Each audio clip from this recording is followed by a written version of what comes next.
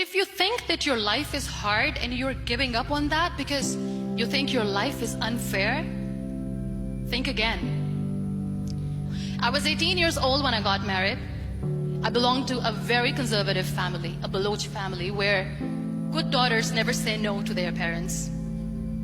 My father wanted me to get married, and all I said was, if that makes you happy, I'll say yes. And of course, it was never a happy marriage. Just about after 2 years of getting married, about 9 years ago, I met a car accident. Somehow my husband fell asleep and the car fell in the ditch. He managed to jump out, saved himself. I'm happy for him. But I stayed inside the car and I sustained a lot of injuries. The list is a bit long. Radius ulna of my right arm were fractured. The wrist was fractured. Shoulder bone and collarbone were fractured. My whole rib cage got fractured. And because of the rib cage injury, lungs and liver were badly injured. But that injury that changed me and my life completely as a person and my perception towards living my life was the spine injury. 3 vertebrae of my backbone were completely crushed and I got paralyzed for the rest of my life. Many people came to rescue. They gave me CPR. They dragged me out of the car. And while they were dragging me out, I got the complete transection of my spinal cord. Those 2.5 months in the hospital were dreadful. I was at the verge of despair. One day, doctor came to me and he said, well, I heard that you wanted to be an artist, but you ended up being a housewife. I have a bad news for you. You won't be able to paint again.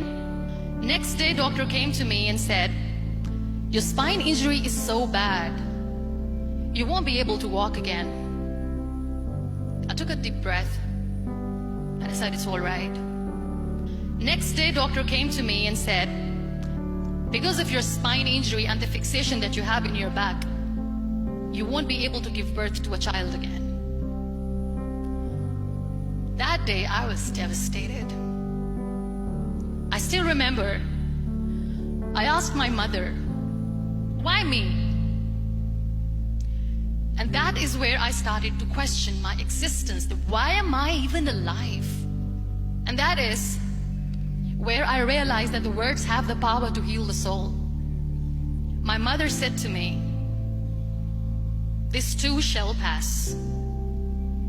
God has a greater plan for you. I don't know what it is, but He surely has. That day I decided that I'm going to fight my fears. So I wrote down one by one all those fears. And I decided that I'm going to overcome these fears one at a time. You know what was my biggest fear? Divorce. I couldn't stand this word. I was trying to cling on to this person who didn't want me anymore, but I said no. I have to make it work. But the day I decided that this is nothing but my fear, I liberated myself by setting him free. And I made myself emotionally so strong that the day I got the news that he's getting married, I sent him a text that I'm so happy for you and I wish you all the best. And he knows that I pray for him today. Number 2 was, I won't be able to be a mother again. And that was quite devastating for me. But then I realized there are so many children in the world, all they want is acceptance. So there is no point of crying, just go and adopt one. And that's what I did. 2 years later, I got this call from a very small city in Pakistan. I got a call and they said, are you Muniba Mazari? There is a baby boy and would you like to adopt?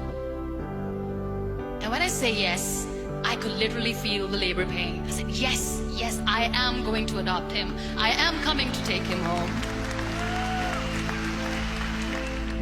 So when you accept yourself the way you are, the world recognizes you. It all starts from within. We have this amazing fantasy about life. This is how things should work. This is my plan. It should go as per my plan. If that doesn't happen, we give up. I never wanted to be on the wheelchair. Never thought of being on the wheelchair. This life is a test and a trial, and tests are trials are never supposed to be easy. So when you are expecting ease from life, and life gives you lemons, then you make the lemonade, and then do not blame life for that, because you were expecting ease from a trial. Trials make you a stronger, better person. Life is a trial. And with time you realize that. It is okay to be scared. It is okay to cry. Everything is okay, but giving up should not be an option. They always say that failure is not an option. Failure should be an option, because when you fail, you get up, and then you fail, and then you get up, and that keeps you going. There are so many people in the world who are dreaming to live a life that you are living right now. You have no idea.